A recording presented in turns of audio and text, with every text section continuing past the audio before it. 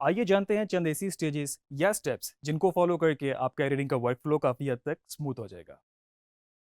अगर हम एक छोटे स्केल पे बात करें तो उसमें आपको स्टोरी बोर्डिंग का सारी चीज़ों का आपको पता है कि क्या आप लोगों ने फ़िल्म किया है, किस तरह से आप लोगों ने शॉट टाइप्स लिए हैं और क्या-क्या शॉट की वेरिएशन आपके पास मौजूद है।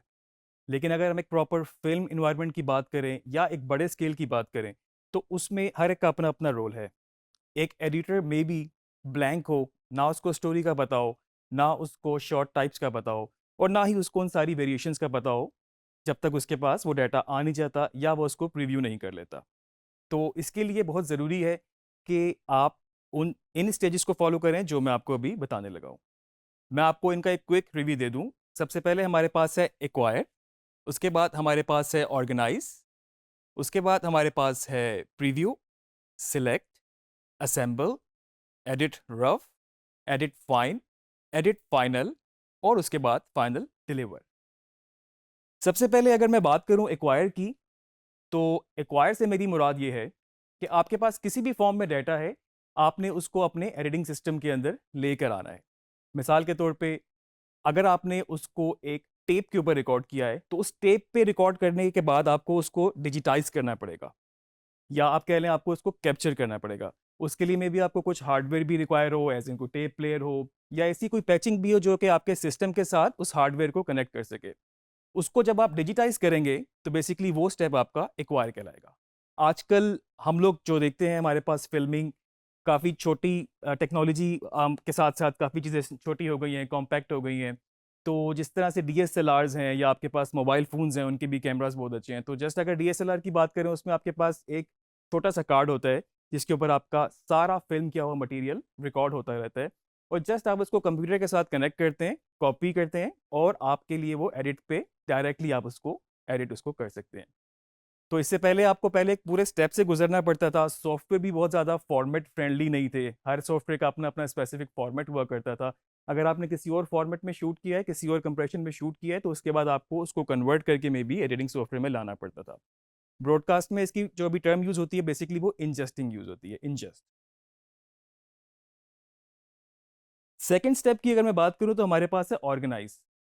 बहुत ही ज़्यादा इम्पोर्टेंट एज़ इन एडिटिंग में आपको बहुत ज़्यादा इसका ख़्याल रखना पड़ता है। थोड़ा-सा मैं आपको इसका अगर कंपैरिज़न कराऊँ, अगर कुछ लोग काम करते हैं फ़ोटोशॉप पे, एडोबी फ़ोटोशॉप पे, तो जब उसमें आप अपनी पिक्चर्स की एडिटिंग करते हैं, तो बेसिकली आपको क्या करना होता है कि आप एक फ़ाइल बनाते हैं और उसके अंदर आप उनको डिफरेंट इमेजेस को इंपोर्ट करते हैं या डिफरेंट एलिमेंट्स को इंपोर्ट करते हैं। उनको फर्दर एडिट करते हैं और उसके बाद आपकी वो फ़ाइल जितनी भी आपने चीज़ें उसमें इंपोर्ट की होती हैं, वो उस फ़ाइल का एक हिस्सा हो जाती हैं। बैक एंड पे अगर वो फ़ाइल्स आपसे मूव हो गई, डिलीट हो गई या रीनेम हो गई, उस ओरिजिनल फ़ाइल को जिस पे आप काम कर रहे हैं, कोई फ़र्क नहीं पड़ता। लेकिन वीडियो एडिटिंग में ये थोड़ा-सा डिफरेंट है। आपको बैक एंड पे वो सारा डाटा एज़ इट इज़ चाहिए होता है, जो-जो आपने इंपोर्ट करके अपनी टाइमलाइन पे रखा या जिसको आपने एडिट किया। इसके 2 फ़ायदे होते हैं। एक तो आपके पास ये है कि आपका वर्क फ्लो स्मूथ रहेगा। आपके सॉफ्टवेयर को ज़्यादा ढूँढना नहीं पड़ेगा कि कुछ डाटा आपका डेस्कटॉप पे है, कुछ डाउनलोड पर है, कोई एक्सटर्नल ड्राइव पर है। तो आपका सिस्टम भी एज़ इन सॉफ्टवेयर भी स्मूथ रहेगा। सेकंडली क्या होता है, खुदा ना ख़ास्ता अगर आपका कोई सिस्टम क्रैश कर जाता है और अगर आपके पास एक डाटा एक्सटर्नल ड्राइव में सेव है और वो प्रॉपर उन्हीं फ़ोल्डर्स के अंदर है जिस तरह जिन पे आप काम कर रहे थे, तो आप उनको दोबारा भी उसको किसी और सिस्टम में जाके यूज़ कर सकते हैं। अगर हम टेक्निकल चीज़ों को साइड पे रखें और अपने कंटेंट वाइज़ हम बात करें तो ऑर्गेनाइज़ इसलिए भी ज़रूरी है।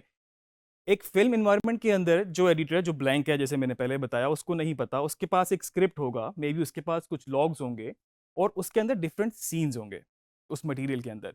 तो आपको जब पता ही नहीं कि किस चीज़ में क्या है, आप उस लॉग्स के हिसाब से उनको कॉपी करेंगे अपने पास और उनको ऑर्गेनाइज़ करेंगे। मिसाल के तौर पे आप सीन 1 का फ़ोल्डर बनाएँगे, उसके बाद आप सीन 2 का बनाएँगे। अगर सीन्स के अंदर भी फ़र्दर आपके पास डिफरेंट कैमराज़ हैं या डिफरेंट आपके पास कार्ड्स हैं, तो उनको भी आप डिफरेंट-डिफरेंट सब फ़ोल्डर्स बना सकते हैं। तीसरी चीज़ है हमारे पास प्रीव्यू। बहुत सारे लोग कहते हैं कि प्रीव्यू करना शायद टाइम ज़ाया हो जाता है। आप जस्ट फुटेज को पकड़ें और एडिट शुरू कर दें। तो मैं आपको ये बता दूँ कि प्रीव्यू बहुत एक इम्पोर्टेंट पार्ट है इसका। और उसकी वजह ये है कि बहुत सारी चीज़ें आपके माइंड में उस वक़्त आ जाती हैं प्रीव्यू में। आप ज़रूरी नहीं है कि आपने सारी फ़ाइल एज़ इट इज़ पूरी फ़िल्म को प्रीव्यू करना शुरू कर देना है। मतलब ऑब्वियसली वो बहुत खासा टाइम टेकिंग हो सकता है और इसकी ज़रूरत भी नहीं है। प्रीव्यू का मतलब ये है कि आप जस्ट शॉर्ट टाइप्स, शॉट्स की वेरिएशन, एंगल्स, डिफरेंट फ्रेमिंग क्या कुछ उसमें मौजूद है, आप उसको एक प्रीव्यू कर लें और आपके माइंड में एक चीज़ आ जाएगी आपके पास क्या-क्या पॉसिबिलिटीज़ एडिटिंग में हो सकती हैं। प्रीव्यू के बाद आपके पास आता है सिलेक्ट। ये काम आप साथ-साथ भी कर सकते हैं। सिलेक्ट में आप जो टेक ओके है, उसको आप सिलेक्ट कर सकते हैं। आप उसको लेबल कर सकते हैं या आप उसको अपने सॉफ्टवेयर के अंदर भी इंपोर्ट करके कहीं पर रख सकते हैं। तो वो आपका अपना वर्क फ्लो आपने खुद डिसाइड करना है कि किस तरीके से आपको सूट करता है और आप किस तरीके से उसको सिलेक्ट करना चाहेंगे। सिलेक्शन के बाद हमारे पास जो नेक्स्ट स्टेप है वो है असेंबल। असेंबल में क्या होता है कि आपने सारा डाटा को प्रीव्यू कर लिया, आपने जो ओके टेक्स थी उनको सिलेक्ट कर लिया और उन सिलेक्शन के बाद आपने उसको असेंबल करना शुरू किया इस तरह से कि आपने उसका प्रॉपर इन पॉइंट और आउट पॉइंट सिलेक्ट किया और साथ साथ आप उनको अपने सीक्वेंस में रखते गए या टाइमलाइन पर रखते गए जिसमें आपके पास सिर्फ ओके टेक्स हैं और उन ओके टेक्स के अंदर से भी वो मटेरियल है जो बिल्कुल आप एडिट में यूज कर सकते हैं किसी भी पॉइंट पे।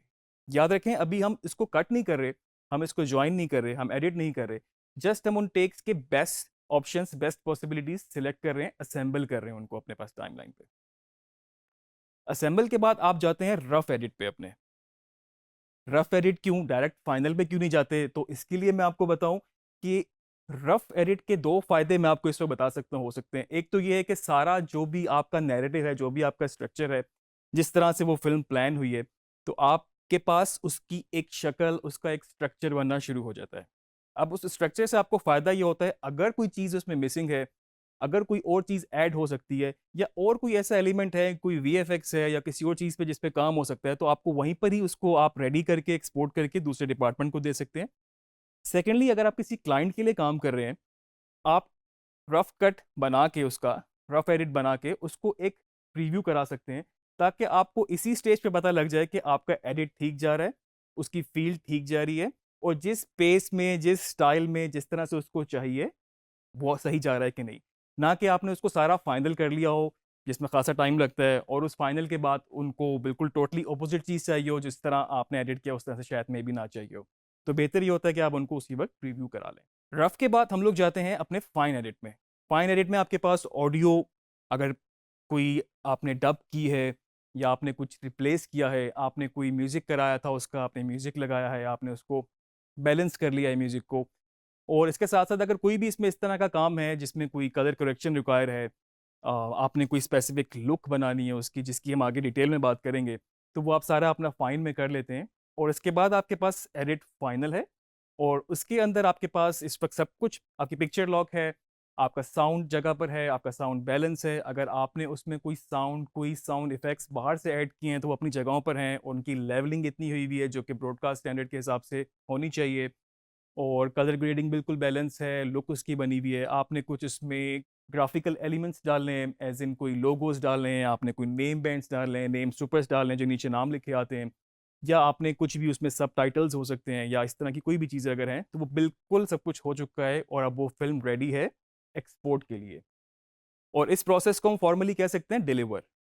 तो डिलीवर में बेसिकली आपने क्या करना है कि आपने उस सारी फाइल को, उस सारी टाइमलाइन को एक्सपोर्ट कर देना है, रेंडर कर देना है इस फॉर्मेट में जिसमें आपको, आपके क्लाइंट को रिक्वायर है।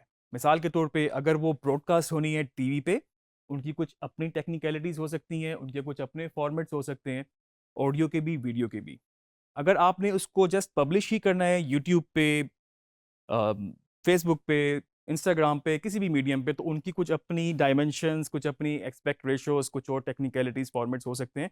और डिजिटल मीडिया पे सबसे ज़्यादा आपको साइज़ की भी लिमिटेशंस होती है, तो आपको फिर उनकी कंप्रेशंस करने पड़ते हैं। तो इस तरह का कोई भी डिफरेंट वर्जन आपको जब डिलीवर करना हो, तो आप उसको डिफरेंट फॉर्मेट्स में एक्सपोर्ट करके, अलग-अलग एक्सपोर्ट करके उसको रेडी कर देते हैं ताकि वो डिफरेंट जगह पर डिलीवर हो सके। तो ये थी हमारी स्टेजेस ऑफ एडिटिंग।